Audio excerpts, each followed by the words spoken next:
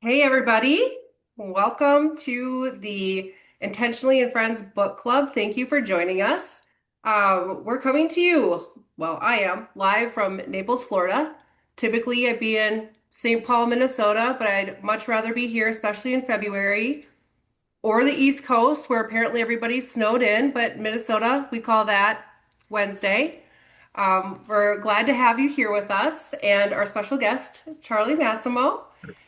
He's the author of The Kindness Portfolio and is a senior vice president and financial advisor at Wealth Enhancement. Before I introduce Charlie, I'm just going to start with a couple of housekeeping things and introduce you to myself because this is my first time hosting the book club. I'm Jocelyn Lee. I'm a director of a client account strategy here at Intentionally. This is my very first time hosting, so bear with me here.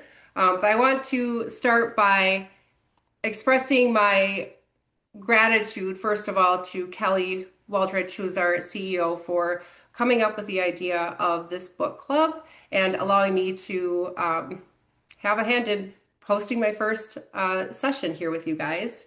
And also to my predecessors, Ashley and Tina, who bring such vibrant energy to everything they do, especially book club. And if you haven't seen any of their episodes, be sure to go to our website and intention.ly and subscribe to our YouTube channel. Check out past episodes where you can get a taste of that amazing, vibrant energy from both of them and their incredible guests as well. If you have any questions or having technical issues, please put that in the chat and I can try and get to that as soon as possible. The book club is being recorded and it will be made available to all participants and registrants after.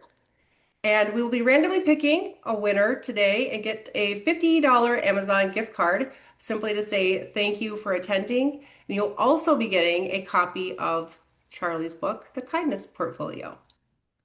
And if you know any authors or you are an author yourself, please reach out to us. We'd love to have you as a guest at bookclub@growintentionally.com. Lastly, here's the compliance portion of this. We appreciate the courteousness of your time and attention today and understand that this program is educational in nature and not offering any financial advice specific to your financial circumstances. Please reach out to a financial advisor for any specific recommendations. And with that, I am really excited to introduce Charlie. Charlie is one of my favorite people. He's also a dedicated financial advisor with a profound passion for empowering women that is genuine and authentic, especially women in transition, also affluent families going through retirement, and then also families that are impacted by autism. Charlie has a remarkable ability to take the most complex financial situations and break them down into smaller, more understandable pieces. Whether he is supporting women through significant life changes, guiding retirees and securing their legacies, or helping families navigate the unique challenges of autism, Charlie provides tailored strategies that resonate with his clients' aspirations and their circumstances. Known for his genuine care and interest in his clients' personal and professional lives, Charlie builds lasting relationships founded on trust and understanding. His mission is not just to manage wealth, but to simplify the complexities of financial planning, empowering his clients with peace of mind and a clear path to prosperous future. Without further ado, welcome, Charlie Massimo. Jocelyn, that was pretty amazing. So I just need to give you some accolades back. First of all, thank you so much for having me. I'm thrilled to be here. And you know how I feel about you. You know, Jocelyn and I have worked together over the past few years. And of all the marketing people I've worked with over the past 30 years, I don't think there's anyone that gets it more than Jocelyn, especially when it comes to how do you talk to high net worth people to get them to be clients. So Jocelyn, I can't thank you enough, not just for letting me be part of this, but for everything in the relationship we've shared over the past few years. Back at you. You know how important you are to me and how much you inspire me every day and have helped even guide me through a lot of transitions in my life, which I appreciate so much. And I was lucky enough to be one of the first people to actually read a draft of the kindness portfolio when you first wrote it. And Sure. I I've gone back to it multiple times now, and I don't know if that's what was intended with this book, but it's given me an opportunity to reflect. Every time I read it, I end up reflecting on things in my life, actually. And that's one of the things I love about this is that I can read it, in 30 minutes or less, and it gives me that time that many of us don't really take. So this is, I know, your second book, I believe, and just wondering, when you decided to write the kindness portfolio, what was it that inspired you to write this? Yeah, and you're right. This is the second book. The first one I read many years ago, Getting Off Wall Street, and that was intended to be a finance book. But this one, I really didn't set out to write a finance book. After 30 years in wealth management through market crashes, raising triplets, two with autism, divorce, starting over, I realized that the most powerful returns in life don't show up on statements. They show up in how we treat people. So kindness to me isn't soft, it's really strategic. It's discipline, it compounds. So I wrote this book because I wanted to redefine success, not as accumulation, but as alignment between heart and numbers. That there was actually, it reminds me of a section in the book that I highlighted that was, it's not about what you say, it's about how you make people feel or something along those lines. And that's something I learned early on that, you can talk and talk to someone and they won't remember anything you said, but if you made them feel comfort or if you made them feel happy or sad, whatever it might be, that's what they remember. That's what they hold on to. When it's true, when you think about it, portfolios aren't built in a moment, neither are relationships. They're built over time, intentionally, consistently. And when you think about a portfolio, it requires discipline, diversification, long-term thinking, and it really compounds with patience. Kindness and the relationships I've built over time works the same way.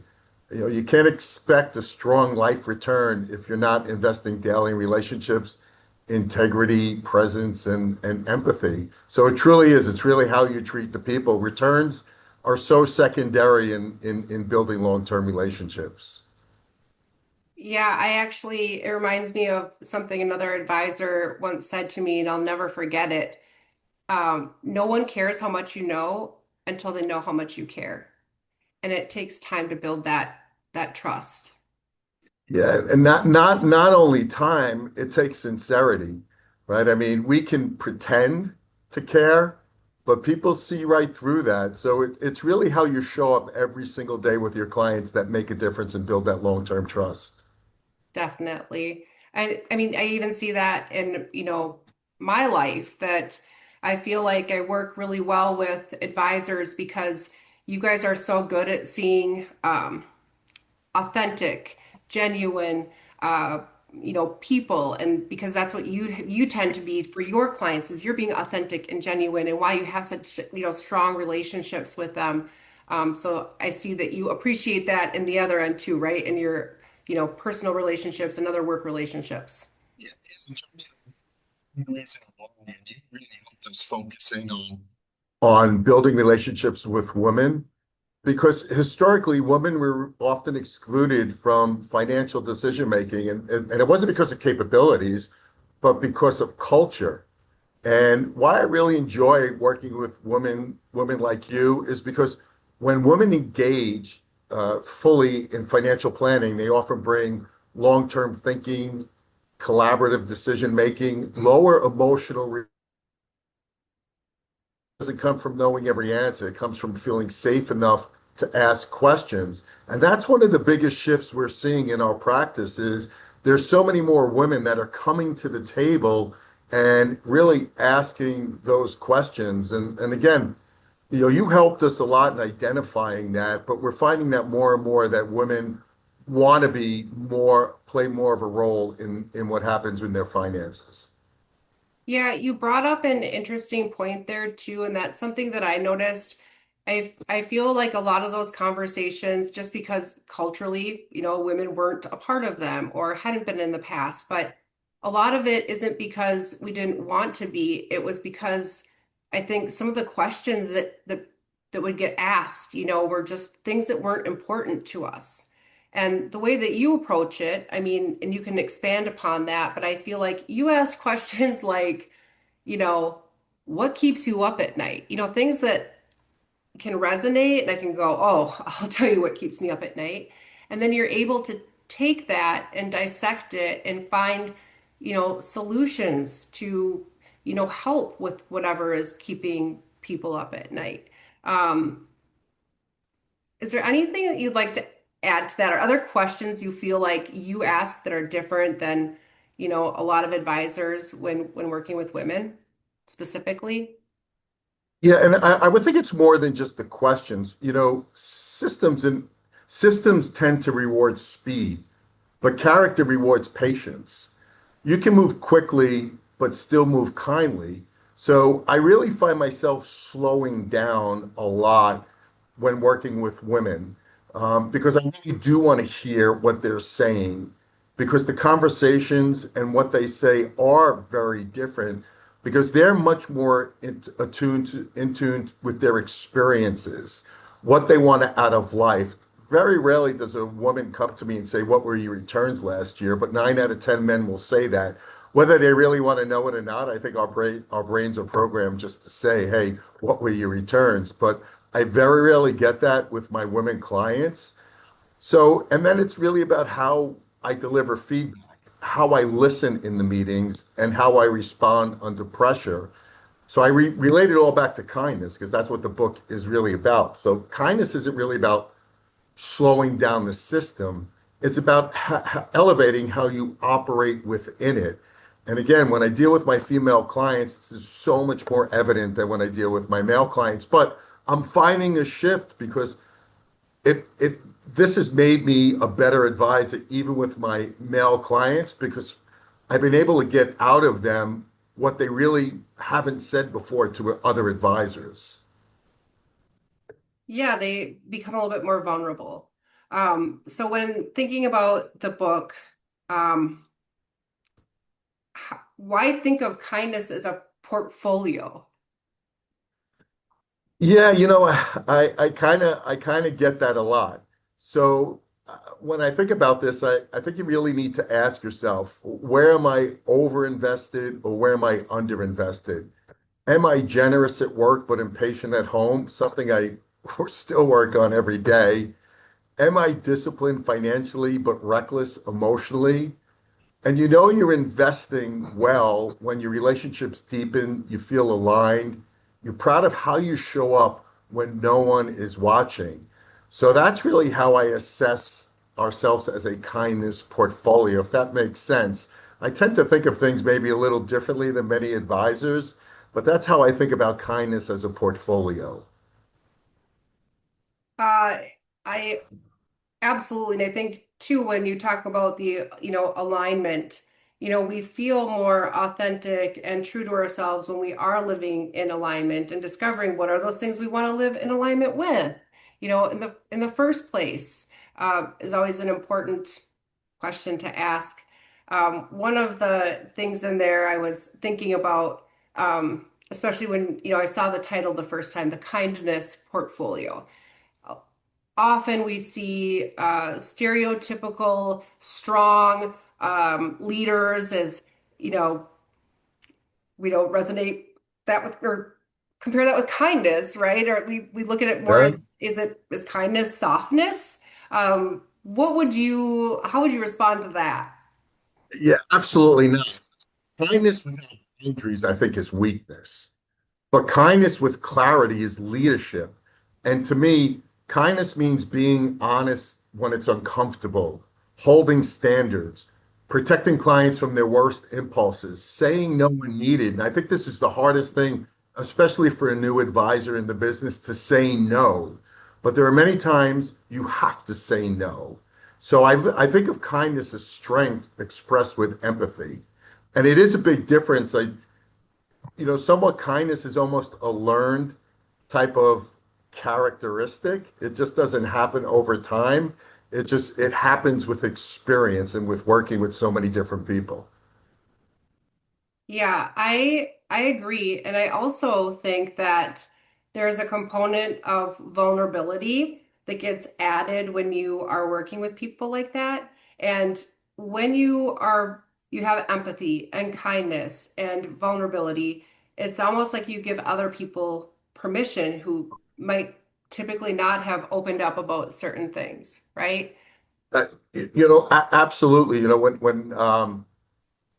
Early on in my business, I think like most advisors, we're all focused on returns.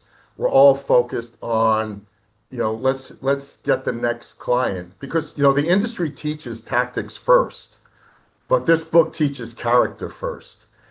Every advisor or early advisors often chase production, status, and revenue. But longevity and those that have been in this business for a long time, it's trust, emotional intelligence, and perspective. You can build assets quickly, but you build trust slowly. So the advisors who understand that early win long term. And I think I've been in many meetings where clients, and I don't do this intentionally, but clients have cried. You see the tears or their eyes well up. And I'm not just talking about females, I'm talking about males. And in response, my eyes start welling up. And it's that vulnerability that create closeness that no returns are going to provide. And it creates trust. And I think that's one of the most misunderstood parts of our industry is that vulnerability part. I agree wholeheartedly. So if we were to, you know, bring this to ourselves and think about, looking at my life, how would I assess my kindness portfolio? So how do those on the call today, how would we look at that for ourselves? Yeah, and again, we talked about it a little before when you asked how we define, kindness in the portfolio. And again, it's really you need to look at yourself. We have to make sure we're not burnt out because if we're burnt out, how are we going to provide any assistance to others? So you really have to look at where you are in life. Again, as I said earlier, where are you overinvested? Where are you underinvested? One thing I've learned to do is, really don't take my work home with me because I remember living through two crashes in 2008. COVID was bad, but it affected all of us differently. But 2008, especially during that crisis, we had to be strong for our clients. Our clients didn't understand the pain that we were feeling ourselves, not just ourselves financially, but we were worried about our clients. Right. So we really have to assess where we are and how we kind of look at ourselves and how kind are we being to ourselves so that we can be kind to others around us. That is really interesting. I oftentimes, especially working with advisors like you, I thought about it for myself becoming an advisor because I've seen the impact, right? I mean, I've seen the impact on my own life, but wanting to have that kind of impact for people and the work it's noble, it's life-changing, it's amazing. But then I think about you know, being responsible or finding myself taking care of so many families' futures, right? And how the weight that would be, especially for somebody like you who cares so deeply about their clients. I mean, your clients are your friends. I've witnessed, your clients coming over to your house unannounced to hang out because they turned into close friends because you Yeah. care about them. Advisor can be successful. So many people have told me, why do you take this so hard? I take it so hard because people are relying on me. they rely on us advisors to make sure that they could get through good times and bad times. And if we don't take it seriously, then we're really not only selling ourselves short, but we're not going to provide the type of relationship or the type of outcome that our clients are really expecting from us. But clients don't understand how difficult this job is. And for every advisor out there who's listening, or any advisor that's been successful for any length of time, I mean, you deserve to pat yourself on the back because this is not an easy job. And we always say this jokingly, we get no rewards when the market goes up, but we get all the blame when the markets go down. And that's just part of the business. But again, it's what we do outside of those returns. And I love it when a client says, you're the first call I thought of making before I made this decision for my family. And when they say that, there's no better feeling that I get that when a client tells me that they're calling me for their family, not for them, but for their family. Well, I think that you said something too that was really important that it's easy to forget in day to day, and that's to, be kind to yourself and to remember to pat yourself on the back too for the hard work that you are doing so that you can, go home at night and be present with your family and, even though you are carrying the weight of so many families on your shoulders, but to remember to be kind to yourself too is a really important thing to remember. And I think that's in any profession, right? You can't give what you don't have. And we're all age driven, right? So we only know how to go at one speed. At least that's what my wife always tells me. She said, "Did you ever know how to slow down?" No. Um, I don't, but burnout, and I work on this every day. I truly do. Burnout is often the result of overperformance, under reflection, and neglecting their own needs. But, self-kindness means setting boundaries, asking for help, um, resting without guilt. And I have a tough time when I lay down and say, I try to take 20 minutes in a day, I start feeling guilty, but I realize I need to do that because a depleted leader cannot lead with empathy. So we have to take care of ourselves to be better people for our family, for ourselves, and certainly for our clients. And I know the answer to my next question, but I'm excited to ask you, um, did writing this book change you? Absolutely. It forced me to revisit some very difficult chapters in my life, leaving Smith Barney, raising children with autism, divorce. So writing made me slower, more reflective. It made me realize kindness isn't something you teach, it's something you earn through experience. But yeah, it absolutely changed a lot about the way I thought about things. So I just need to go start writing a book so that I take the time to reflect, and then I'll be good, right? Yeah. Yeah, we all need to reflect in life, right? There was another thing that you had said, and I think that I actually highlighted this one too, but it was you were talking about the pace at which we go. And in the chapter about leading with a plan, you say direction always matters more than speed. So then, of course, I'm trying to think in my mind, like, oh, well, what instance might it not? And in every instance I kept coming up with, I'm like, no, direction still matters more. Direction still matters more. It still matters more. Um, and so I'd love your perspective on, practicing kindness in fast systems, because that is very much the nature of this industry. Everything was wanted yesterday, and we go, go, go, go, go, go, go constantly. Yeah, and sometimes this is really difficult to do. And again, like we were talking longer, we get rewarded with speed. But really to build character, you have to have patience. You really have to slow down the pace. I intentionally, even when clients want to say, I want to meet next, a prospect says, I want to meet next week to talk about where we're going with this. I say, hey, let's take a breath because we really need to understand and really need to be thoughtful about this process. Because if we're going to work together for the next 20 years, the next week really doesn't matter. So we really have to slow down the process. And sometimes we have to teach our clients. And honestly, sometimes we have to train our clients to slow down. Because if not, every downturn in the market, they're going to call you. Every time a blip happens, they're going to call you. And you have to keep reminding them, hey, let's just slow the pace down. And it's also how we respond when we feel the pressure. As I said in 2008, as painful as it was personally and financially for me, my clients, I would tell you if you spoke to every single one of them, and I'm sure every good advisor feels the same way, they would never say they felt any that we were under any pressure. So again, it's about slowing down every part of what we do for the better of our clients.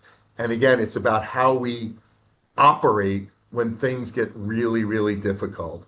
So I think slowing the pace is, again, one of the most important things we could do as an advisor. Definitely. What would you say the most vulnerable chapter in your book is? I would say it was certainly the divorce I never saw coming, and not because of blame, but because of responsibility. It really required me to look honestly at who I was during a difficult time in my life and how success at work doesn't really protect you from disconnection at home. Vulnerability, as we said before, it's not weakness, it's ownership. And that chapter hit me really hard because I really did say, hey, I wish I could redo certain parts of it because I could have done a better job at it. So yeah, that was probably for me the most difficult chapter. And when I think about the book and the chapter that was um, probably one of the most impactful for me is probably the same chapter. I think seeing hearing that that is your um, most vulnerable chapter is is interesting because when I read that chapter, um, seeing the accountability was incredible, especially when it pertained to your daughter. I that really moved me. I think that so often there are times where when people go through something such as a divorce, there's so much blame placed and trying to escape responsibility for certain things and even in my own life, I had an absent Mhm. father that wasn't there and always had a reason why, right? Every reason in the book, and you very clearly, take accountability for anything, but you've never given up. You've always continued to try. You've always been there. You've always, you know, I hope that you also give yourself a lot of credit for that, and don't forget that fact that you also decided to show up and sharing that in the book and taking that accountability felt so vulnerable. And I really loved that chapter a lot because of that, because of how vulnerable you were. And you didn't try to, you know, shake any responsibility. And it really was, for me, affirming of your character. Obviously, I think highly of you, but it was one of my favorite chapters in the book. Yeah, well, I appreciate that, and I am fortunate that I was able to work through it with my daughter, and we have a great relationship today. And to me, that means more than just about anything else in this world. I love that. Um, if we were to think of ways that our guests could, um, take one small step this week, what steps would you recommend that we could, immediately start implementing in our own lives? Yeah. I would say have a conversation about money that you've been avoiding. whether it's with yourself, a loved one, or a client. Or ask someone you care about, what does financial security mean to you? I think clarity begins with a dialogue. And, once you have that dialogue and once you feel free to have an open dialogue, you'd be very, very surprised what comes from it. So that is a small step, but I think that small step can lead to huge rewards. Yeah, I think huge rewards, a conversation, a dialogue, and the physical like stress and manifestation of things that go unanswered inside you, that creates stress, you know? So even just getting that out, I know can be really beneficial and open up, you know, the opportunity for dialogue and coming up with solutions even, or not, but Right. it's a great step anyway. Um, One of the first things I did after I got my like dozen copies was I gave a copy of the book to my brother who is he's a paraplanner right now. He'd like to be an advisor at some point, but I felt like if every, you know, aspiring advisor, every advisor could go and read this book, it would change the world because, you know, people will be operating in a different way. Why, for you, do you think this book is foundational for new advisors? I hope it's foundational for advisors, because really, I think when we talked a little before, we started, I said, wealth isn't about markets. We talk about it's really about decision making under pressure. And I think if there's one idea, I hope that sticks with, newer advisors, or really any advisor, is that the goal isn't to eliminate that uncertainty. It's to build the kind of clarity that really lets you move through it with confidence. Because, markets will fluctuate, life will surprise you, but values, if you define them, compound. And that's the real portfolio we're building. So I really hope young advisors realize that what we're building is relationships. We're not building returns. We're building a life for ourselves. We're building a life for others that align with what matters most to them. And if we can have a conversation that's very different than most other advisors, and that conversation again starts with kindness, it starts with vulnerability, and it starts with being able to have a very difficult conversation with clients, and getting them to open up in a meeting. I think for young advisors, the sooner you can do that, the more successful you will be. And the more you will be able to differentiate yourself from most. And with AI being more and more a part of our business, and let's not kid ourselves, I use AI too to be more efficient, but AI will never replace kindness. AI will never replace emotional intelligence. And I think that's what's going to differentiate ourselves as we continue down this AI path. It's how we can make clients feel when they're around us, something an AI model or platform will never be able to do. 100%. And you know, it just goes back to that. It's not about um, you know, what you say, it's how you make people feel. You can be, or how much you know, it's how much you care. And I went to a conference at the end of last year where they talked about the future of the business and how to, you know, differentiate yourself in a sea of sameness. And that's exactly what it's going to come down to. It's going to come down to having those deeper relationships and deeper conversations and getting to know the clients on a much deeper level than we ever have to stand out. You know, we're going to be people are going to be reaching for that because there'll be a sea of sameness out there. Yeah. And think about this for a second, Jocelyn. You said it before about, how I work with women, and how you've helped me do that. And a real sad story. We had a new client come to us 2 weeks ago where a husband committed suicide.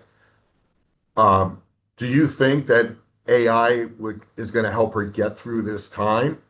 But it's having that conversation and literally crying with her and understanding where she sees her life going from here. and what we can do to be an advocate, not to give her a great return, had nothing to do with that. Not how we build a portfolio, but how we are here to support her through probably the most difficult time her and her two children will have. And I am so grateful for that opportunity because every one of those conversations make me a better person, make me better at listening, and make me better at giving back to my clients. Now, did I hate that that conversation happened the way it happened and why it happened? Absolutely. But being able to have that conversation really made me think, continues to make me think about how we do this business and the impact we have on people when doing this business the right way. Absolutely. And there's another section in the book I know that I'm thinking about as you mentioned that when people are going through um, you know the hardest things in their life and having somebody that they oh, it's like your heart, everybody's heart is going to break. The only thing certain is uncertainty, right? Mm. But having a plan and someone alongside you can be the difference between falling apart and making it through another day. It's so true. As we said, I have two boys with autism. When I talk to people about or friends, I'm not necessarily looking for a response or for them to help me or for them to give me a solution. I just want them to listen, right? And sometimes clients just want you to listen. They're not looking for a response. They're not looking for you to come up with an answer. They just want you to listen and they want to feel that you understand and you heard them. And that's huge in building relationships. Definitely. Um, so coming towards the end of our time together, what is one mantra that you would want to leave everyone with? Uh, I guess it's, am I building wealth or am I building a life? And for every one of my clients, I ask them that question. Are you building wealth or are you building a life? And that's really what matters. Well, I love that, and that is, I think, a good question to for all of us to ask ourselves, and where we're spending our time. Are we investing it in, the things that are, going to add to our lives, or are we investing in things that are not going to add to our lives? There's a just before we go, there's a couple of things I wanted to ask you about. There was a section in the book that was where you said that what was it? You once you figured out the messaging that you believed in, that you were gonna bet on that. Actually, what was it? Let's see here. I know I have it.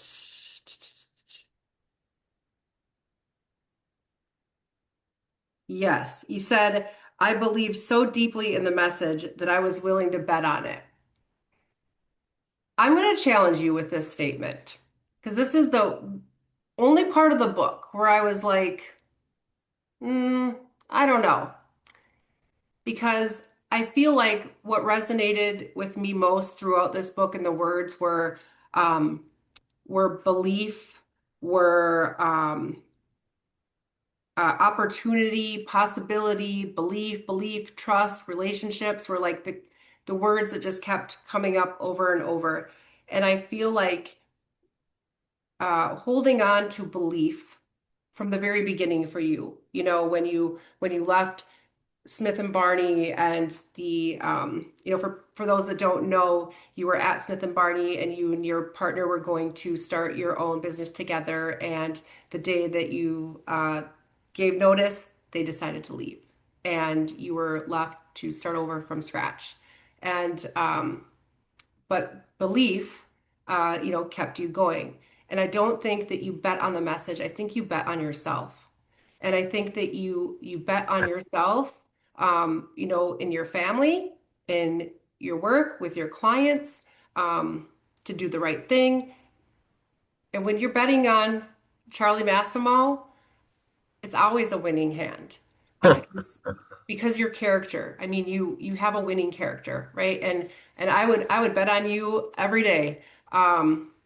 So just for future books, don't think you're betting on the messaging. I think you're betting on you, and it's a good bet to make. All right. Well, I really appreciate that, and I will remember that. If I have a third book in me, I will certainly take that to heart. Well, I appreciate you joining us today, and I this will, continue to be my reflection tool that I use. And for everybody, the Kindness Portfolio. If you're interested in learning more, check out thekindnessportfolio.com. Charlie, you also have a podcast called Your Pathways to Wealth, which you can find on YouTube. If you are interested in checking out more of what Charlie has to say. Thanks for Well, joining again, us. thank you for the opportunity. I really appreciate it, Jocelyn. And you know how Yes, much I and appreciate you. I'm going to put the links to the book and your website and your podcast in our chat here for anybody that's interested, and also in a follow-up email after our session today. Thanks, everybody.